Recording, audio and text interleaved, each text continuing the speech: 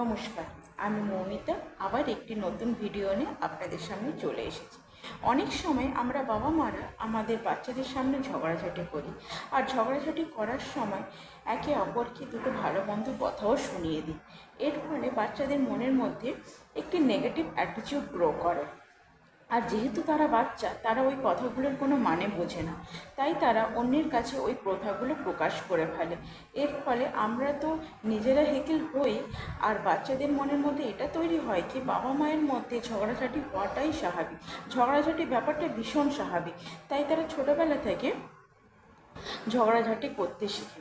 আর একটা জিনিস, আমাদের বাবা মাদের উচিত আমাদের নিজেদের বাবা মাদের অতটাই রেসপেক্ট করা যতটা আমরা আমাদের সন্তানের কাছ থেকে এক্সপেক্ট করি।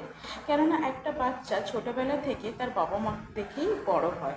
তাই যখন সে দেখবে তার বাবা মা তাদের বাবা মাকে এত ভালোবাসছে, এত রেসপেক্ট করছে, তাহলে দেখবেন তারাও আমাদের ঠিক একই রকম করে ভালোবাসছে, একই রকমভাবে রেসপেক্ট করছে। আমাদের কোনোদিন বলতে হবে না আমাদের ঠিকানা। তাই আমার কথাগুলি আপনারা কেউ জ্ঞান হিসেবে নেবেন না। আমি তো মা, তাই আমি আমার ফিলিংসগুলো জাস্ট আপনাদের সঙ্গে শেয়ার করছি।